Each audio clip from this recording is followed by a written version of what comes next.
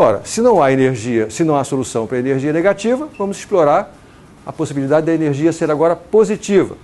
Então eu não posso fazer essa substituição, não tem significado. Então a substituição que eu vou fazer é K ao quadrado, estou usando outra letra, igual a 2ME sobre H cortado ao quadrado. E, portanto, a equação de Schrödinger, agora em termos dessa nova variável, desse novo símbolo, fica psi duas linhas igual a menos K ao quadrado, psi. Essa é a equação do oscilador harmônico. A equação do oscilador harmônico, a gente sabe escrever a solução dessa equação de várias maneiras diferentes. Cada maneira dessa se caracteriza pela escolha de um conjunto particular de soluções linearmente independentes, que vão formar a base do espaço de soluções. Uma escolha possível, vou chamar de A, é a escolha cosseno de kx, seno de kx. Essas duas funções são linearmente independentes e são ambas soluções dessa equação, como é fácil de perceber, porque na derivada segunda você vai recuperar a mesma função com o sinal trocado e com o fator k ao quadrado na frente. Em termos dessa base, a solução geral, e agora veja que essa solução atende a todos os requisitos que a gente impôs, a quase todos os requisitos que a gente impôs para uma função de onda ser fisicamente aceitável.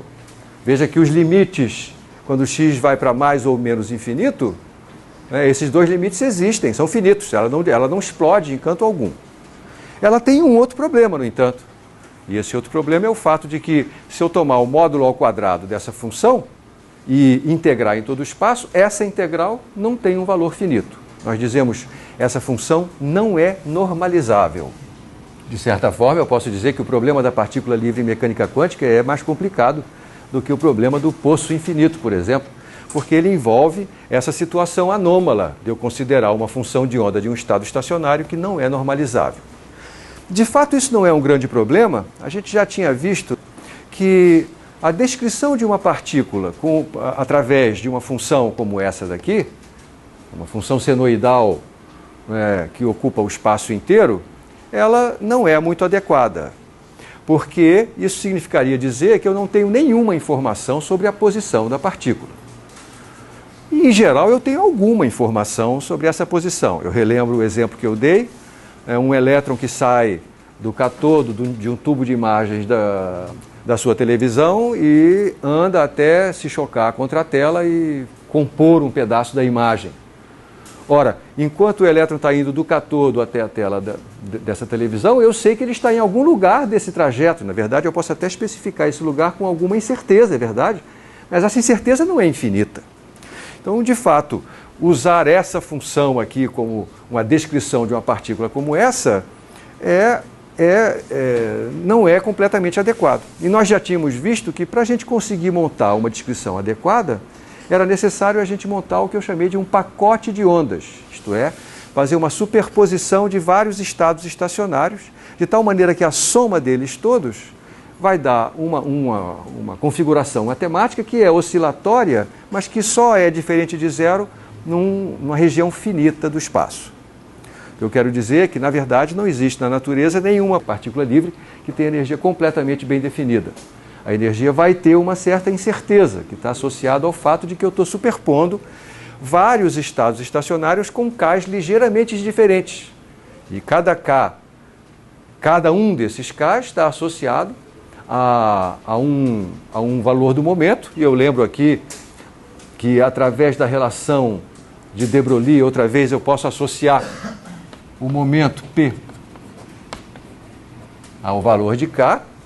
Portanto, eu vou ter aqui uma superposição de várias ondas estacionárias, cada uma com um valor de K diferente, portanto, cada uma com um valor de P diferente, portanto, cada uma com um valor de energia diferente.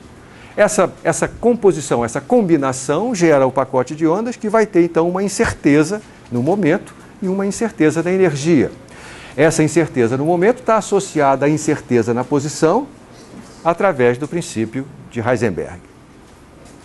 Uma outra coisa que vale a pena mencionar é que essa solução pode ser escrita como um seno apenas. O truque para você transformar isso aqui num seno puro, por exemplo, é você multiplicar e dividir essa função de onda por raiz quadrada de A2 mais B2. Por que ele é um bom truque? Porque A dividido por raiz de A2 mais B2 é um número menor do que 1. Mesma coisa com B dividido por raiz de A2 mais B2. O quadrado deste número somado com o quadrado deste dá 1. Isso significa que eu posso interpretar esses números como sendo seno e cosseno de um certo ângulo. Por exemplo, eu posso dizer que existe um ângulo que eu vou chamar de φ, cujo cosseno é esse valor aqui. E, portanto, cujo seno, em termos desse ângulo que eu acabo de definir, isso que aparece entre colchetes passa a ser o produto seno-cosseno mais cosseno-seno de dois ângulos, Kx e φ. Isso é exatamente a fórmula da soma, do seno de uma soma de ângulos. E, portanto, com essa definição eu terei a função de onda estacionária igual a um valor aqui na frente, que é uma amplitude, que multiplica isso aqui. Então eu sei transformar uma combinação linear arbitrária de senos e cossenos num seno puro. E é por isso que eu vou dizer que essa aqui é uma função senoidal, ela tem um comportamento oscilatório e a gente sabe desenhá-la, por exemplo. Essa é uma forma de eu descrever a solução geral do problema da partícula livre para energias positivas. Tem outra forma, eu posso escolher outro par de funções como base do espaço de soluções. As exponenciais imaginárias e elevado a Ikx e e elevado a menos Ikx. Outra vez, experimente tomar a derivada segunda de cada uma delas e você vai ver que cada uma dessas funções também obedece à equação do oscilador harmônico. A gente viu isso em mecânica também.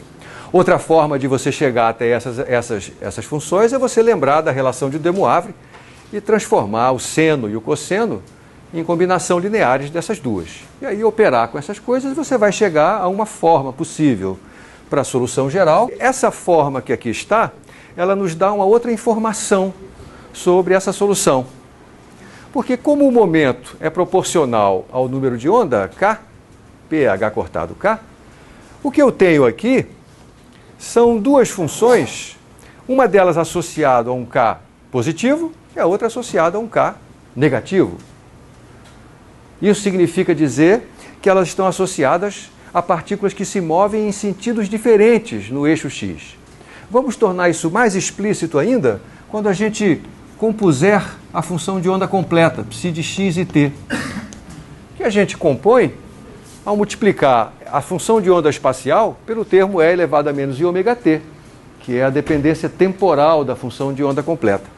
Quando a gente faz isso, aparece e elevado a Ikx, por exemplo, vezes e elevado a menos iωt, esse primeiro termo. Eu vou juntar as duas coisas, a mesma coisa, vou fazer o mesmo tipo de junção na segunda parcela, e a função de onda completa fica assim. E por que isso é útil? Porque agora eu vejo que a função de onda completa é uma superposição, uma soma de dois termos. Um deles é uma função que depende de Kx menos ωt. Se eu fatorar o K, fica x menos ômega sobre K. Ômega sobre K é a velocidade da onda, x menos vt. Ao passo que essa outra parcela, fatore o K, fica x mais vt. E você aprendeu que uma função de x menos vt representa uma onda progressiva que caminha no sentido positivo do eixo x. Ao passo que uma função de x mais vt representa uma onda progressiva que caminha no sentido negativo do eixo x. Portanto, eu posso associar essa parcela a uma partícula livre andando para a direita, no sentido positivo do eixo. Posso associar esta parcela a uma partícula andando para a esquerda.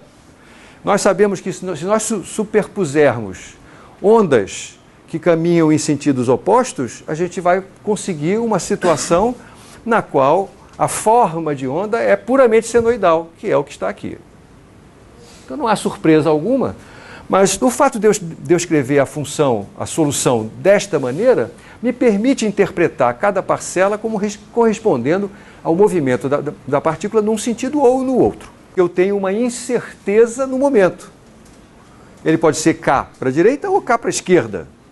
A incerteza é 2K, se você quiser, né? Agora, vamos supor que você tenha uma informação a mais sobre essa partícula. Você sabe que ela está andando para a direita. Se você sabe que ela está andando para a direita, então você sabe que a função de onda que a descreve não tem esse termo. E vice-versa, se eu sei que ela está andando para a esquerda, eu sei que só tem esse termo. Veja que isso é possível quando eu uso as exponenciais imaginárias como base do espaço de soluções. Isso fica transparente nessa descrição e não fica nessa, tá vendo? Aqui não está claro. Se eu não souber em que sentido ela está andando, eu tenho que descrever desse jeito. Ou desse jeito. Se eu souber para onde ela está andando, então é melhor eu descrever desse jeito e escolher qual é a parcela que eu vou manter.